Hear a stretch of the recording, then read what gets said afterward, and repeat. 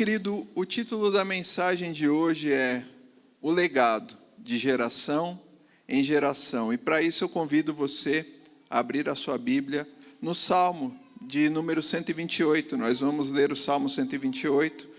Vou ler na NAA, você pode me acompanhar na projeção ou você pode ler na sua versão da Bíblia.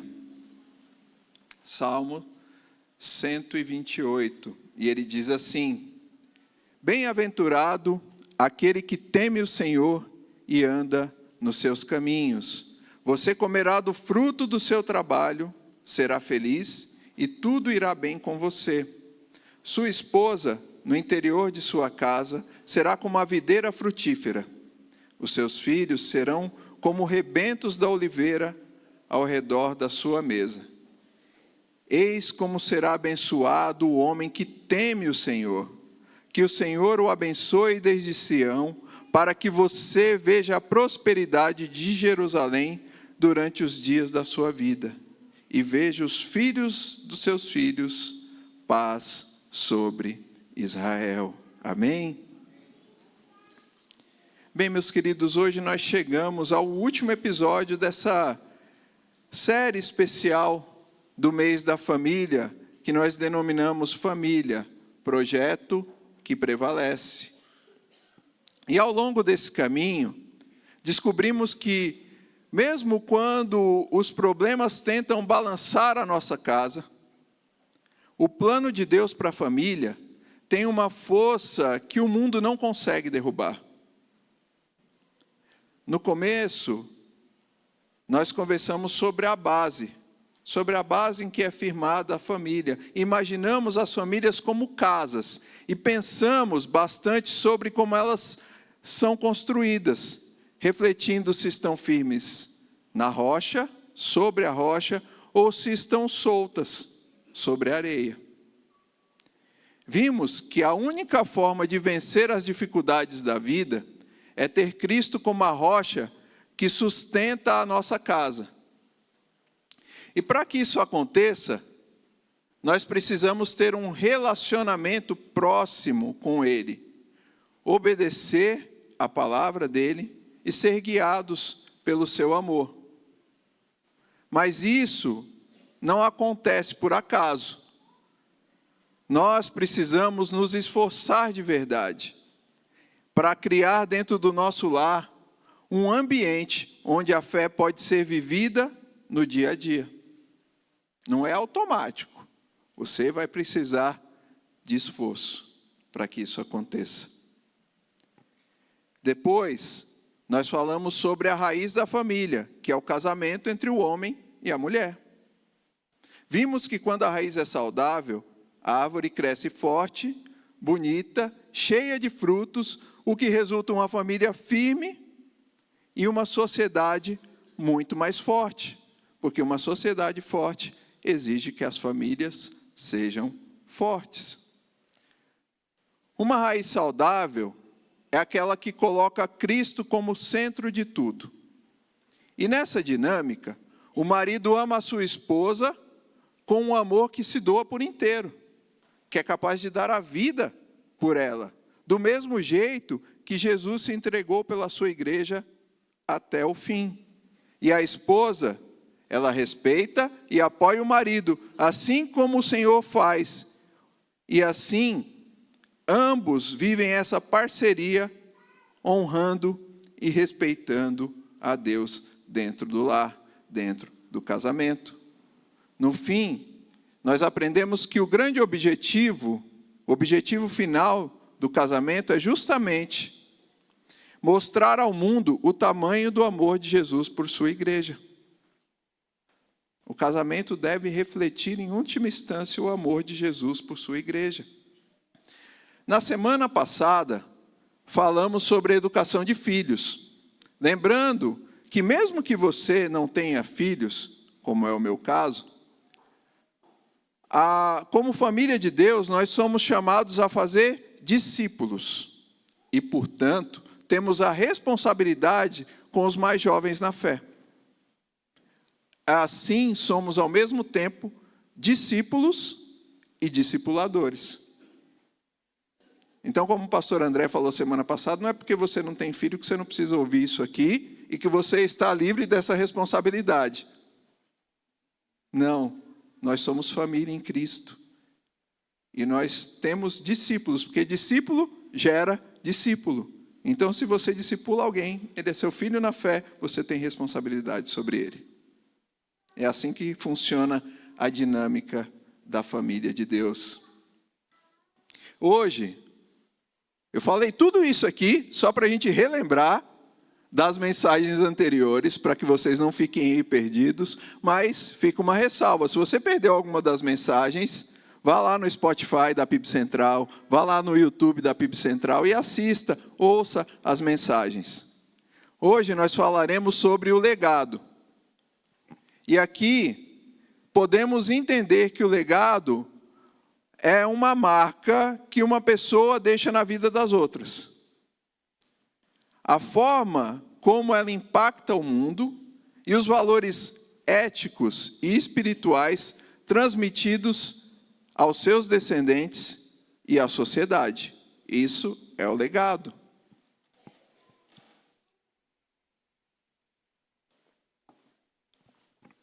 Então, meus queridos, se o alicerce, se a base da família é Cristo, se a raiz é um casamento saudável e o cuidado está na educação dos filhos, qual é o resultado final desse projeto? Qual é o resultado do projeto de Deus para a família? O resultado é um legado que ecoa para as próximas gerações. Esse é o resultado. O Salmo 128 é o retrato falado de uma família que prevalece e que deixa um legado. E ele nos mostra que o legado ele não começa lá no futuro. Ele começa hoje, através da minha e da sua vida. Assim, o texto que a gente acabou de ler, ele funciona como uma lente de aumento. Começa no coração do indivíduo, passa pela mesa da família e termina no impacto nacional e geracional. Então ele começa lá, com o indivíduo, passa pela família, mas mostra o impacto disso na sociedade como um todo.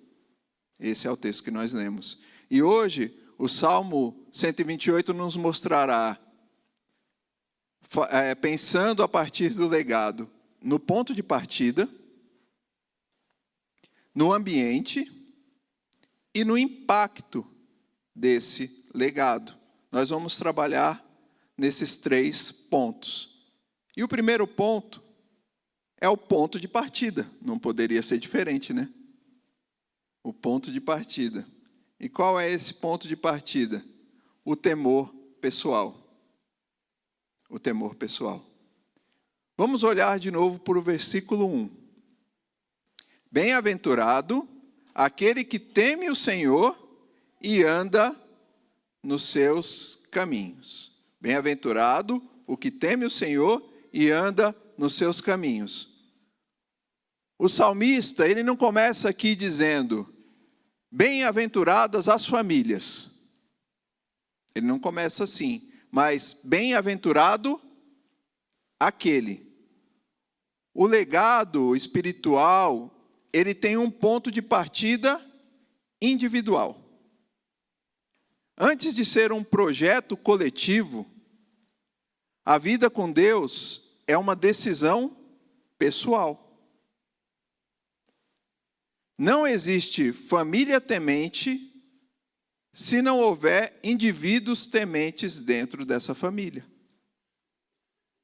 Então não espere que a sua família seja temente a Deus se você não for temente a Deus. Começa por você. Começa individualmente. Charles Spurgeon tem uma frase que eu gostaria de compartilhar com vocês. A felicidade de uma família está intimamente ligada à piedade do homem que a governa. A felicidade de uma família está intimamente ligada à piedade do homem que a governa. Ou seja, depende individualmente de nós. O temor do Senhor depende individualmente de nós. E o significado de temor ou de temer aqui, no Antigo Testamento, o temor do Senhor, Irat Yavé, não tem a ver com um medo de Deus, como quem foge de um tirano. Deus está ali, deixa eu fugir porque eu temo ao Senhor, eu tenho medo dele, eu vou fugir da sua presença. Não é isso. Não é isso. Significa uma reverência profunda, um assombro santo diante da grandeza de Deus e um pavor sagrado ao desapontá-lo. Então a gente tem que entender quem é Deus. Temer a Deus é entender que Deus é muito maior do que eu e do que você. Que Deus, apesar de próximo, amoroso, um pai generoso, Ele é Deus. Ele não é meu amiguinho da escola, Ele não é meu amiguinho do trabalho, Ele é Deus. Então temos que ter reverência diante de Deus, temos que ter temor diante de Deus, porque Deus é muito maior do que eu e do que você. Simples assim. O texto que nós lemos, ele une o sentimento à ação. Quem teme, anda nos seus caminhos. Ou seja, entendendo quem é Deus, a grandeza que Deus tem, eu vou andar segundo os caminhos de Deus. É isso que o texto diz. O temor não é uma emoção de domingo na igreja. É a direção dos pés na segunda-feira. Não adianta nada eu vir à igreja domingo, ouvir a palavra, está o Samir falando aí sobre Deus, Deus é grande mesmo, olha, amém por isso. Aí na segunda-feira eu ajo como se Ele não existisse. Deus ficou preso aqui dentro da igreja. Quando eu volto para cá, eu lembro dele. Não, gente. É um comportamento prático. A ética no trabalho, a fidelidade nas escolhas, a integridade nas palavras. É uma vida diante de Deus. Na primeira semana, nós descobrimos que a nossa família precisa estar firmada na rocha, conforme Mateus 7. O Salmo 128, ele nos dá um norte. Ele fala de como viver isso na prática, através do temor e da obediência. Como é que eu sei que minha família está firmada na rocha? Se eu vivo em temor e obediência ao Senhor. Quando as tempestades da vida batem contra a nossa casa, e como o pastor André já falou na primeira mensagem, elas vêm. Elas vêm. Para todos nós, essas tempestades vêm. Sejam elas crises financeiras, diagnósticos médicos, conflitos conjugais. O que impede a estrutura de desabar não é a nossa força de vontade. Não é eu e você segurando as paredes da casa para que ela não caia. Mas é a profundidade do nosso temor a Deus. Se o alicerce individual do pai, da mãe, dessa família, não estiver, de fato, firmado em Deus, toda a casa corre o risco de desmoronar. Então, eu convido você a pensar comigo na herança genética. Nós transmitimos aos nossos filhos a cor dos olhos, a textura do cabelo e até a predisposição para certas doenças sem fazermos nenhum esforço. Se você olhar para o seu filho, você vai ver características suas nele. Se você olhar para os seus pais, você vai ver características deles em você. E a gente não precisa fazer esforço nenhum para fazer isso. Isso é algo automático. Isso está no nosso DNA. Mas o temor do Senhor não está no DNA. O temor do Senhor não é transmitido através do sangue. Ninguém nasce cristão. Ninguém nasce cristão. Ninguém herda a salvação dos pais. O temor do Senhor não é transmitido por herança biológica. Ele é transmitido por contágio espiritual. Os seus filhos só vão desejar o Deus que você teme se eles virem a realidade desse temor transformando o seu caráter no dia a dia. Quando ele vê o caráter de Deus refletido na sua vida, aí ele vai ter temor do Senhor. É assim que funciona. E aqui fica um alerta para os líderes do lar. Nós nos preocupamos muito em deixar um legado financeiro para os filhos.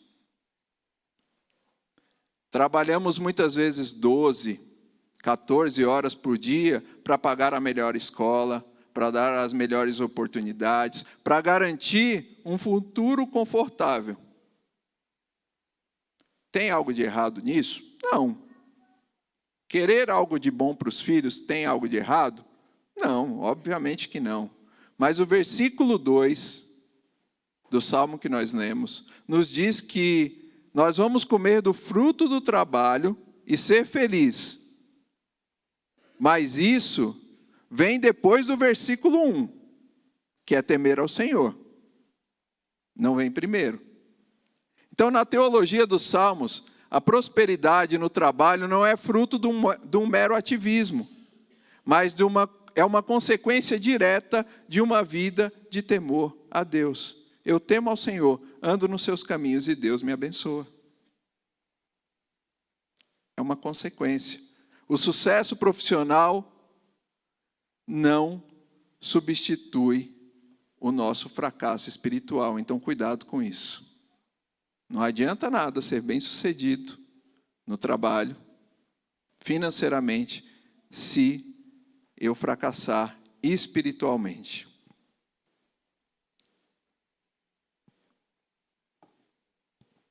E aqui eu vou fazer algumas perguntas para que a gente pense um pouco sobre isso.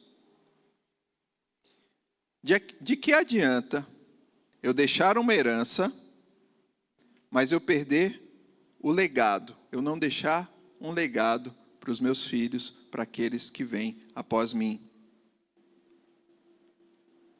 Se os seus filhos, ou as pessoas que discipulamos, pensando naqueles que não têm filhos, seguirem estritamente a nossa rotina de oração, de leitura da palavra e de integridade moral, a fé deles sobrevive?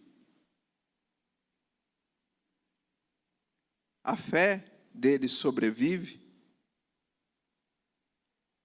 O seu andar, o meu andar, tem sido um mapa seguro para a próxima geração caminhar atrás?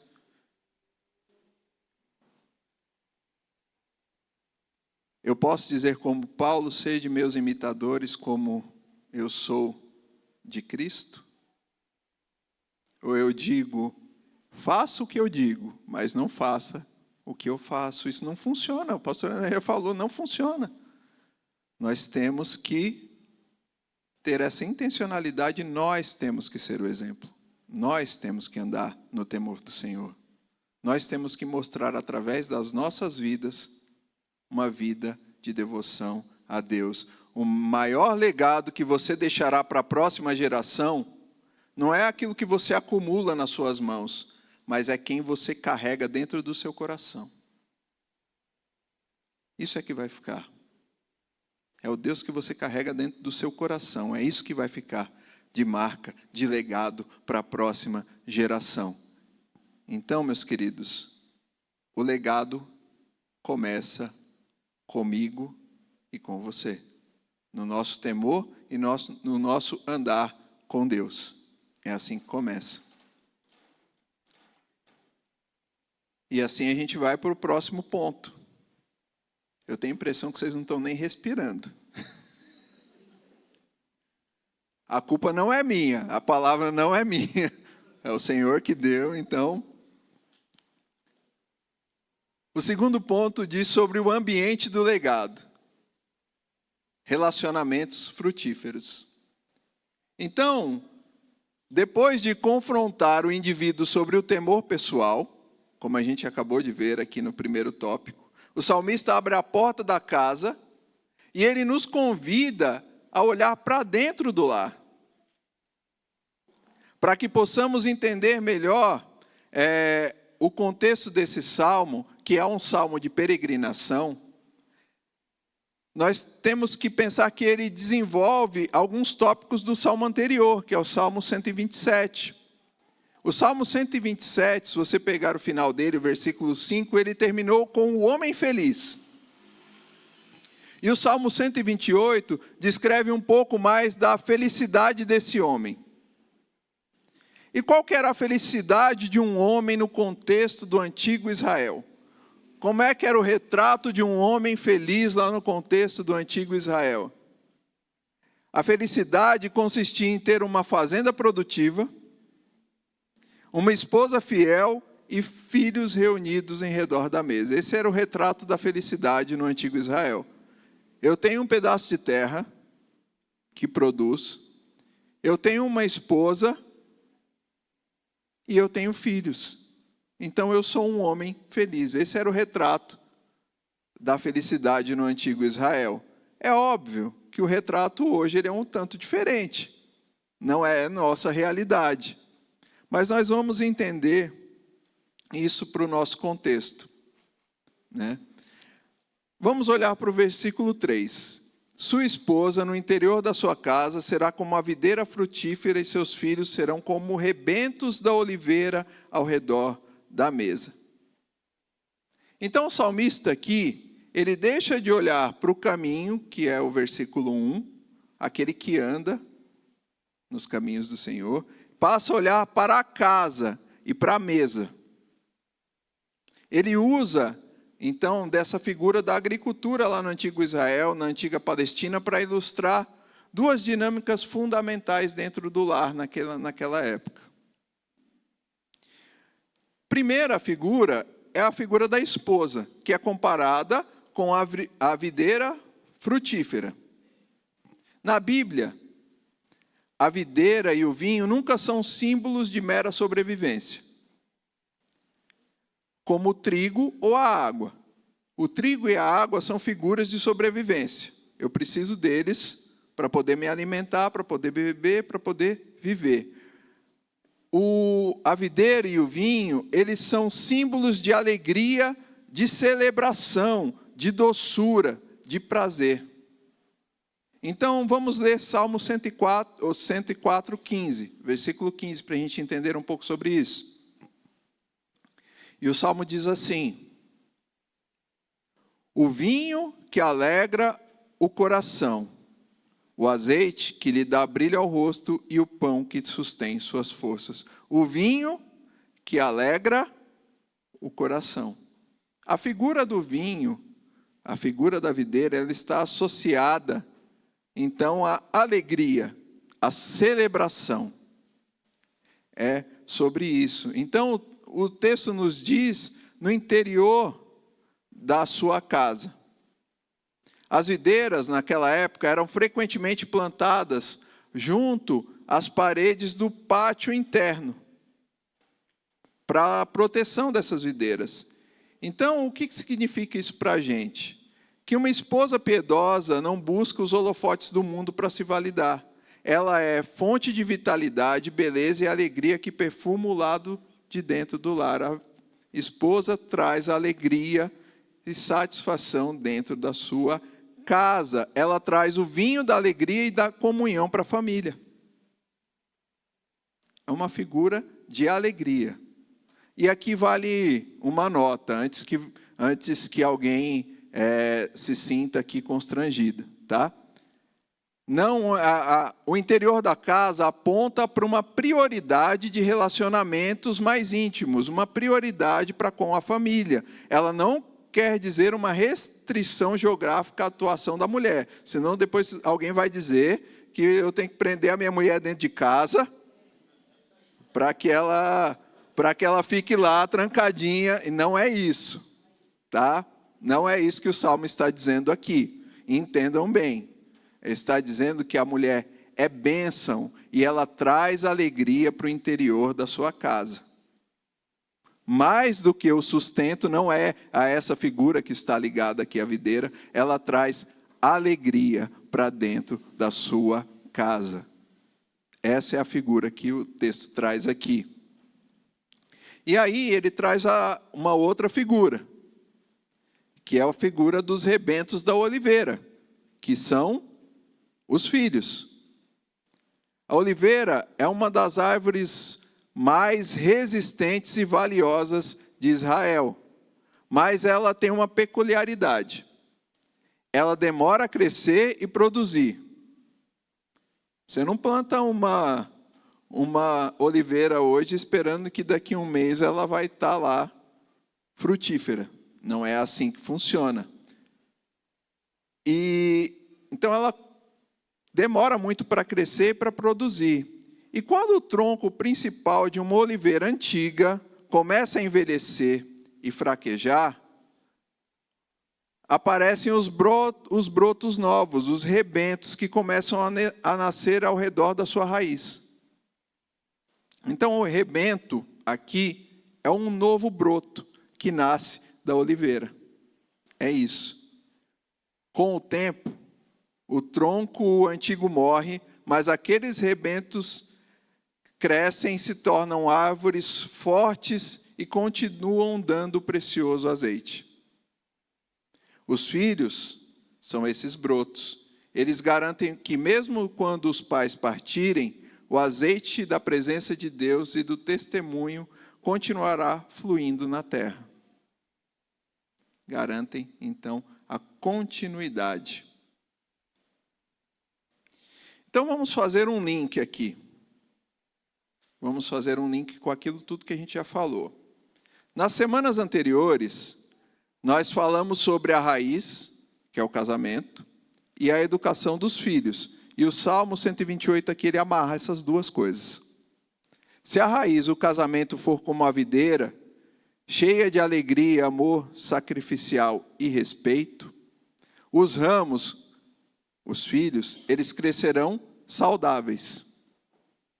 Os filhos que crescem vendo os pais se amando, se respeitando no temor de Deus, têm raízes emocionais e espirituais muito mais profundas. Eles não precisam buscar no mundo a aceitação que eles já têm dentro do seu próprio lar. Então veja como é importante a gente cultivar isso dentro de casa. E note uma outra coisa. Aonde que esses rebentos eles estão posicionados aqui no texto? Eles estão posicionados ao redor da mesa. Os rebentos estão ao redor da mesa. A mesa é o cenário geográfico do legado. Ela não é apenas um móvel para se colocar pratos. Na Bíblia, a mesa é um lugar de aliança, comunhão e discipulado. A mesa é onde isso acontece. Comunhão, aliança e discipulado. Tem uma frase da Dev Titus que diz o seguinte: a mesa não é um lugar de conveniência, mas é um lugar de aliança. Mais discipulado acontece ao redor da mesa de jantar do que atrás do púlpito. Pesado, né? Para nós. Responsabilidade para nós. Porque é o dia a dia. É ali que acontece. E, meus queridos, não se enganem. O inimigo, ele sabe disso. O inimigo sabe disso.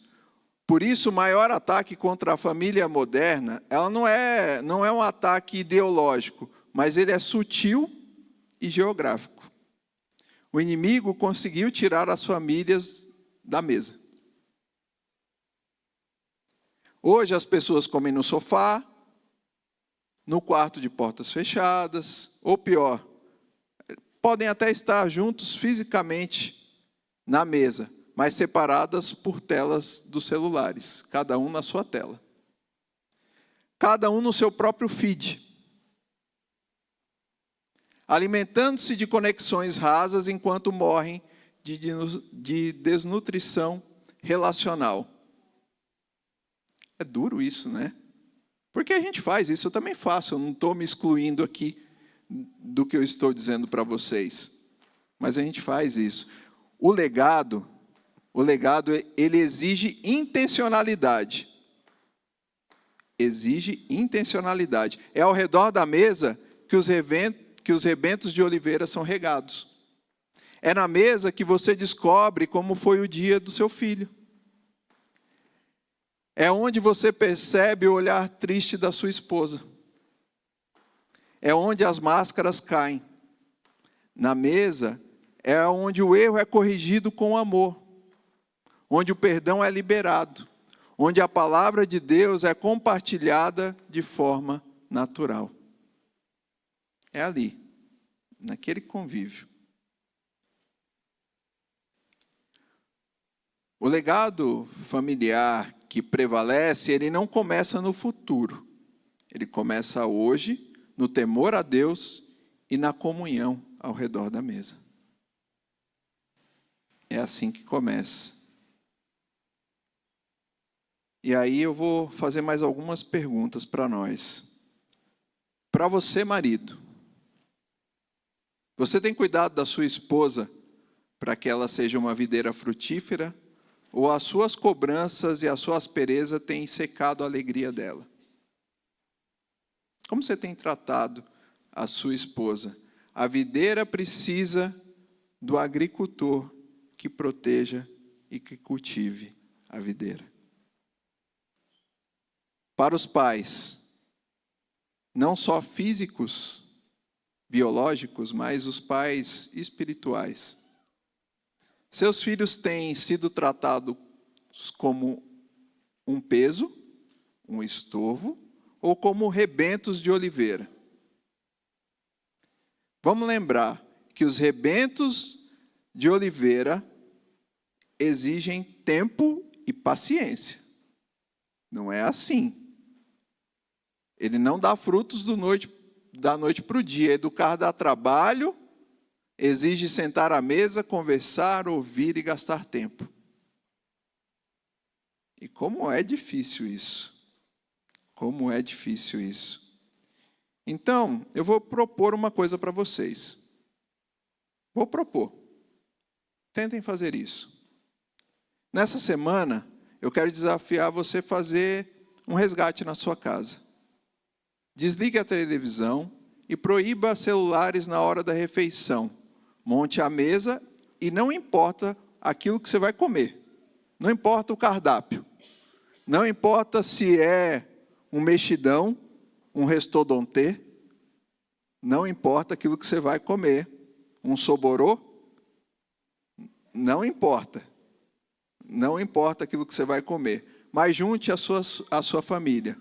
Sente ao redor da mesa. Olhe nos olhos da sua família. Pergunte. Ouça. Ore por eles antes de comer. E naquele momento simples, você estará regando os rebentos que sustentarão esse legado. Tente fazer isso. A gente precisa começar. A gente precisa tentar. A gente precisa praticar isso. Exige esforço.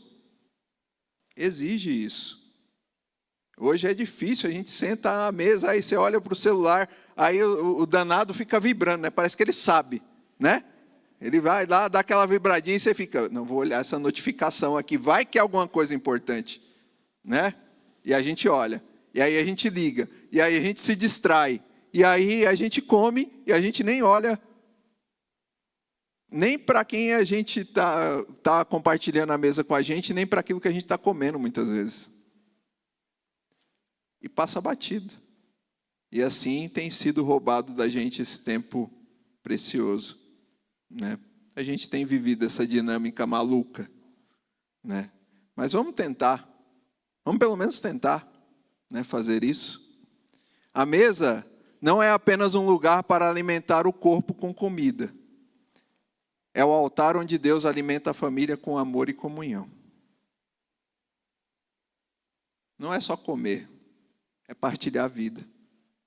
É partilhar a vida. No Antigo Oriente, as decisões importantes eram tomadas ao redor da mesa. Sejam elas familiares ou sejam elas de governo. Todas as decisões importantes eram tomadas ao redor da mesa, onde as pessoas sentavam, se ouviam, se olhavam, se respeitavam naquele momento. Era um momento dedicado a isso. E a gente perdeu isso. A gente tem perdido isso. Então é um convite, é um desafio para nós tentar retomar isso de alguma forma.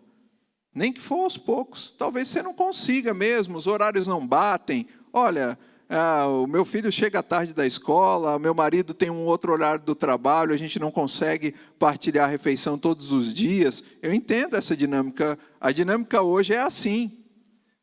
Mas, de repente, no final de semana, num sábado à noite, numa sexta à noite, você consegue partilhar pelo menos uma refeição por semana com a sua família. Então, valorize esse tempo, esse momento, né? Tente fazer isso de forma intencional.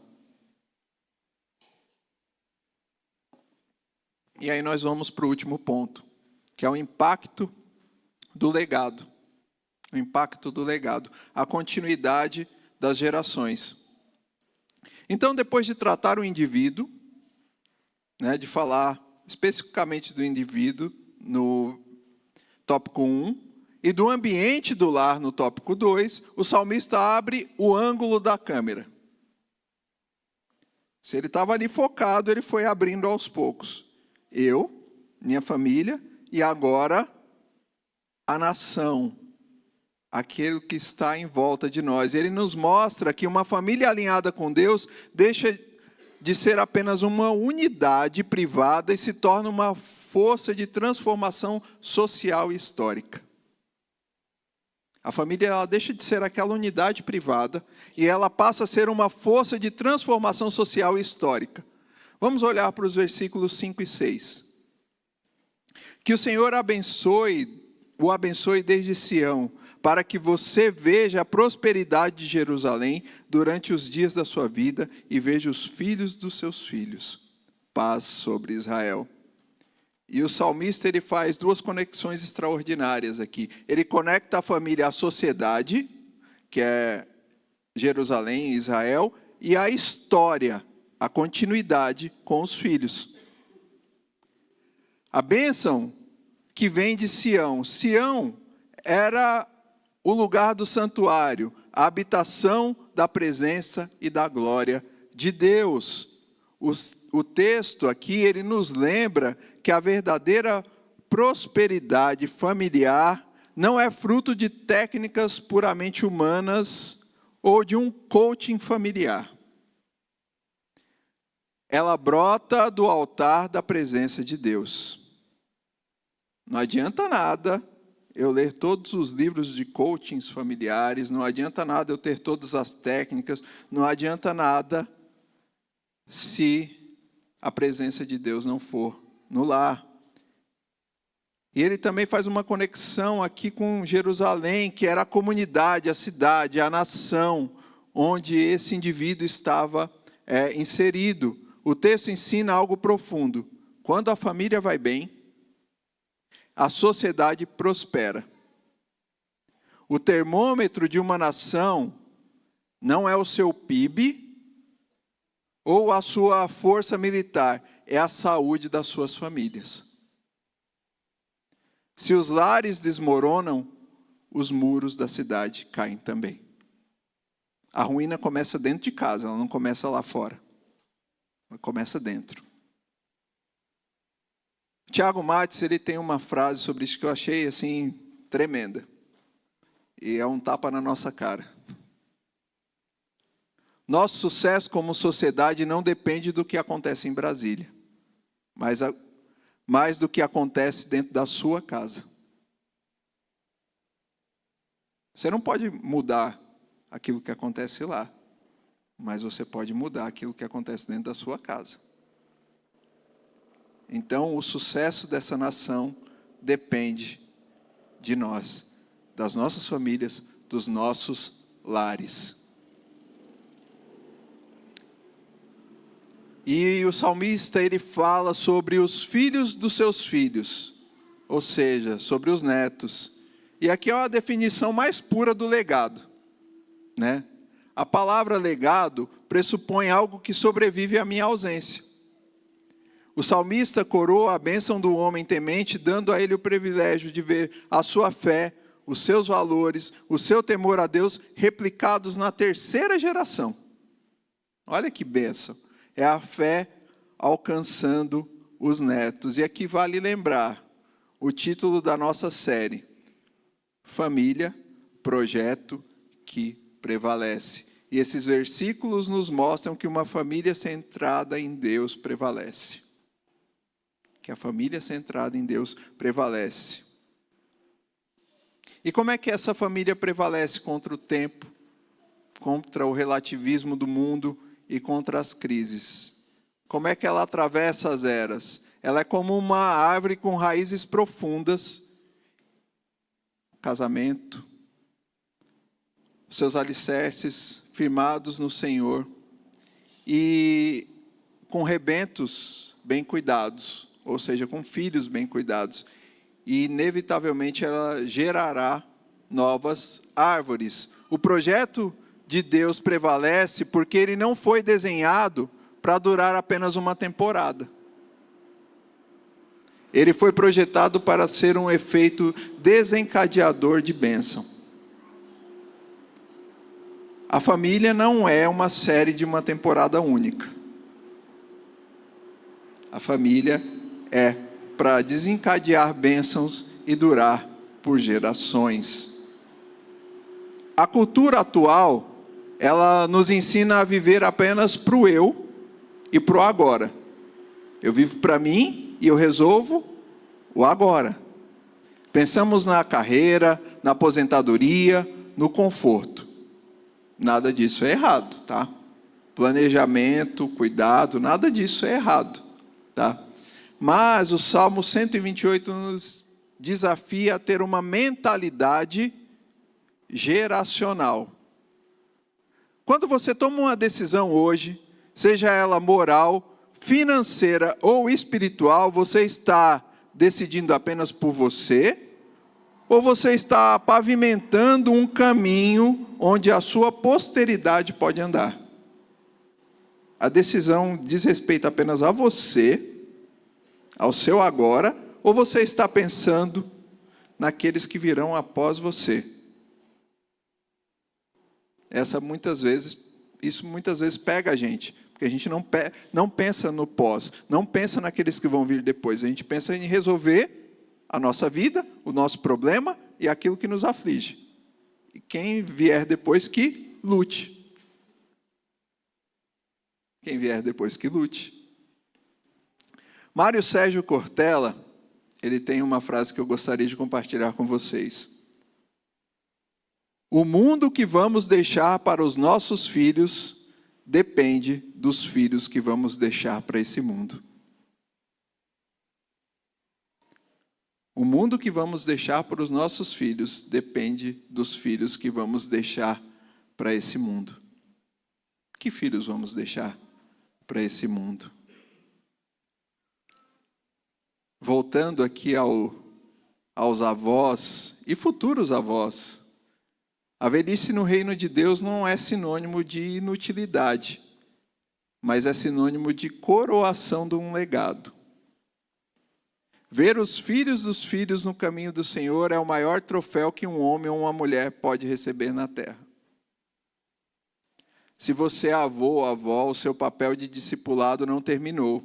Você é o guardião da memória espiritual da sua família. Para quem não tem filhos biológicos, olhamos para a dimensão da igreja. Lembre-se do que a gente conversou e tem conversado aqui. Nosso chamado a fazer discípulos que farão discípulos. O texto termina dizendo: paz sobre Israel. Israel é o povo de Deus. E hoje a gente pode pensar em Israel como a igreja do Senhor. O legado que deixamos também é comunitário. Quando você investe na vida de um adolescente da igreja, quando você adota espiritualmente um jovem na fé, você está gerando filhos no reino de Deus. Você está garantindo que a chama do Evangelho continue acesa nessa igreja e nessa cidade. Nós não fomos chamados para construir monumentos que o tempo corrói, mas para deixar um legado que a eternidade preserva. É para isso que nós somos chamados. E eu vou caminhando para o fim, meus queridos. Quantos desafios para nós nesse pequeno texto. Quantos desafios para nós. Com isso, nós chegamos ao fim da nossa série. Família, projeto que prevalece. E durante essas últimas 4 semanas, nós olhamos para a estrutura da família centrada em Deus. Nós entendemos que sem a rocha, que é Cristo, não temos sustentação. Entendemos que se a raiz do casamento não for regada com amor sacrificial e respeito, a árvore seca. Entendemos que os filhos, eles são herança e responsabilidade de discipulado. E hoje, o Salmo 128 coroa tudo isso, mostrando que o resultado final de uma vida edificada, de uma família edificada na rocha, não termina em nós. Ela não termina em mim e em você. Ela ecoa, ela vira um legado. E olhando para esse salmo, nós aprendemos pelo menos 3 coisas hoje. Que o legado, ele começa comigo e com você. É individual. No temor pessoal a Deus e no nosso caminhar diário com Ele. Começa aí. O legado, ele é cultivado na mesa, nos relacionamentos de doçura com o nosso cônjuge, na paciência de disciplinar os filhos ao redor da mesa, longe das telas e perto do coração. E também aprendemos que o legado, ele transforma a história. Ele cura a sociedade, ele alcança a 3ª geração, os filhos dos filhos. A consequência não acaba comigo, com você, não acaba com a sua família, ela atinge a sociedade como um todo. Então a pergunta que eu quero fechar essa mensagem, ela é a seguinte: o que vai sobrar de nós quando não estivermos mais aqui? O que vai sobrar de mim e de você?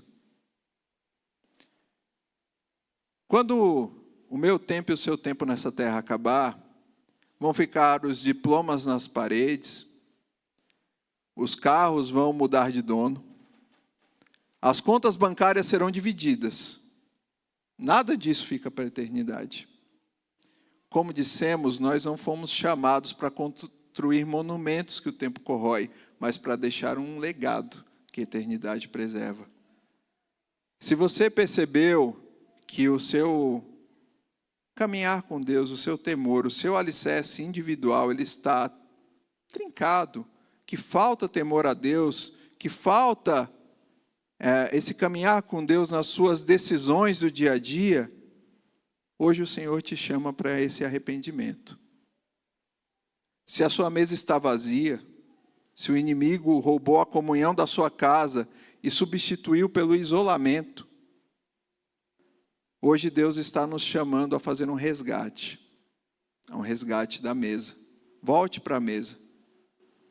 Governe o seu lar com intencionalidade. Seja intencional nisso. Mas, meu querido, eu não quero causar em ninguém um peso de culpa que seria insuportável para mim e para você. Pois sabemos que nenhum de nós teme a Deus perfeitamente. Nenhum de nós tem um temor a Deus que é perfeito.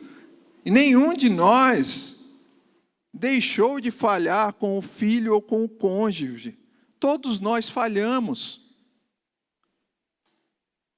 O único homem que temeu ao Senhor perfeitamente e andou nos seus caminhos foi Jesus. E é a justiça de Cristo que nos cobre. E é o Espírito Santo quem nos capacita a andar em temor. É só através de Cristo. Eu e você não conseguimos fazer isso. O legado, ele não depende da nossa perfeição, mas depende da nossa dependência da graça do Senhor. Amém?